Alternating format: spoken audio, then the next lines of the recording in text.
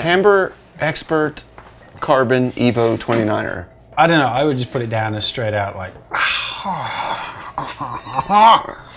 As far as 29ers go, especially in this category, this is something pretty special. It is.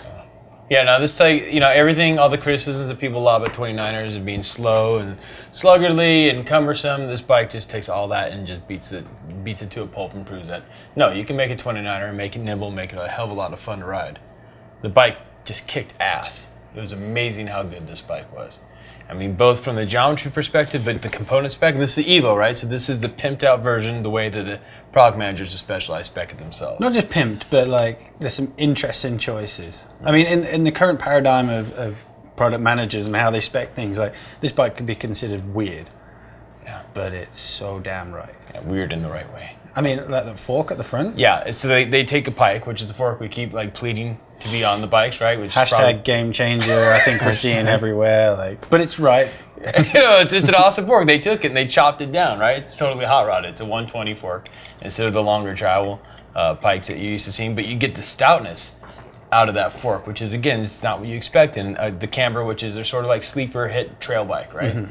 It's not the obvious stump jumper or enduro bike from these guys, but now that fork is brilliant. The only thing, so the fork's brilliant. It's got XO1, so 1x11 drivetrain on it, beautiful. Good Roval Traverse wheels. Everything's light. The one thing their own tires, which are really their tires, yeah, just unbelievable. Yeah, no, the grip on those things was outstanding. It's kind of crazy one company could do that much right. But the one thing I thought they did wrong with the bike was the Formula T1 brakes. Oh, it stood out like a sore thumb, didn't it? Yeah. Because everything else was so right, and then all of a sudden... Yeah. But these brakes, they were good at slowing you down. I mean, you didn't want to go fast in case you couldn't slow down and you died. I mean, these are some pretty poor brakes. Well, let's break down what that is, because it takes forever to bed them in, right? Yeah. So this big scary period where you just can't stop at all. And then I think they have good power, but there are other things that I thought were wonky about the brakes, like just the lack of modulation, the dead feel. Like, I don't know, what'd you think? Yeah, I don't like the ergonomics of them either. Like, and that the pivot point, the swing point is really peculiar. It's really far out, and so the lever's always going to be swinging inwards. So you kind of feel like you're bending your fingers as they're moving through. It's not a great feeling. Well, the thing is, again, it's I guess it sounds like we're being harsh, but disc brakes are expensive to replace, right? Yeah. And it's not like, and these things will work, but the bike doesn't live up to its potential. This thing can go so fast. And you're right, we had a lot of portions of the trail that had big exposure, and I was afraid to let the bike completely do what it wants to do. One thing that I should say is I cleaned stuff on this bike, again, that there are very few bikes that I could do that on. It just ripped up the really That was absolutely the case for me. I finally got the climb that eluded me the whole trip. And I finally got it on that bike. And in it, I was like, oh, what was the problem with that climb? It was so easy. It has to be said on that note, it's like, what, 26 pounds, the bike? Yeah. Yeah, I mean, it feels lighter than that. It actually feels even lighter than 26. That. Yeah, I was surprised. I would have thought it was like maybe 24 or something, which, and just goes to show you have, the big wheels rolling over stuff, great for maintaining speed over long distances, but the bike felt tight. That was the other part. 29ers get a bad rep for feeling flexy, but this bike felt really particularly stout. It's a classic Specialized in that it feels very sporty and yet fun at the same time. Yeah. Specialized really take those two things and take them off.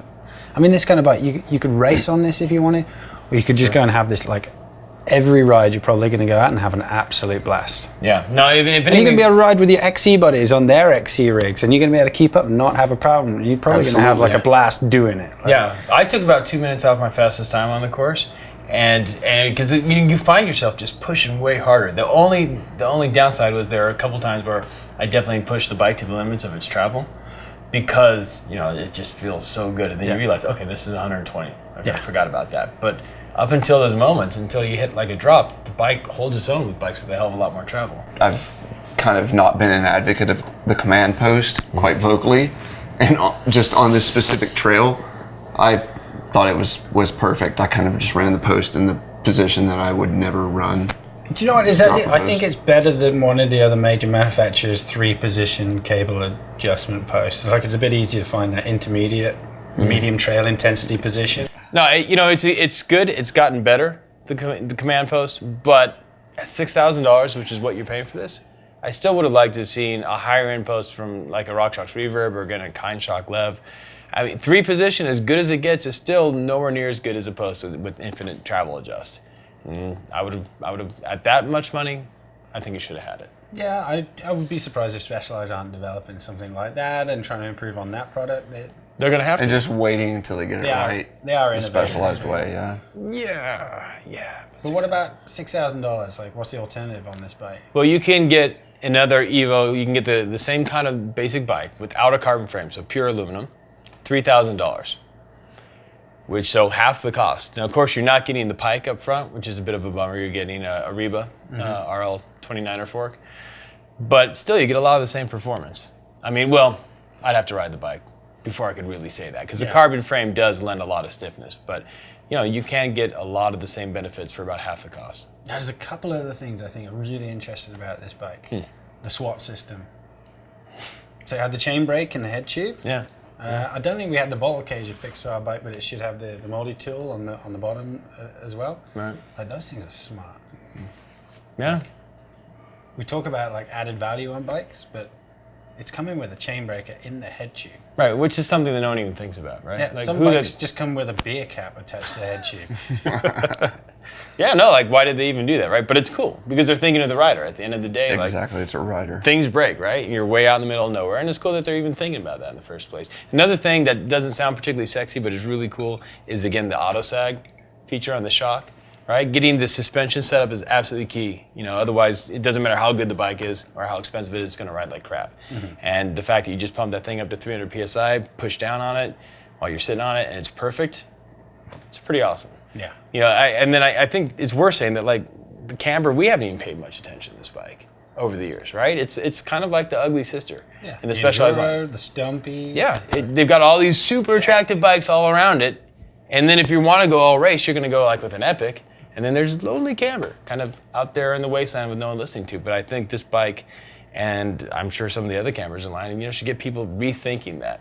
Because honestly, like, I was sure I was going to love, I rode the Stump Jumper 29er at Interbike, and I was sure I would like that bike more than this, and absolutely not. I would take the Camber over the Stumpy, and I never thought I'd say that. Specialized do a good job of competing against themselves. Yeah, no joke, right? Right, but they push things, and that's what they're doing. I mean, yet again, this is another bike that's like, it's a contender in the category win, if we had category wins. Right. It's my pick. It's your pick. It's my favorite, overall. yeah. Top pick. Overall. Wow. Out of everything, yeah. Man, Had the most fun on it. it's one of my favorite picks too, and I didn't think it would be. I think it's probably my top 29er of all the bikes we rode. So Yeah, 29ers, absolutely the best one that we had, and that's saying something.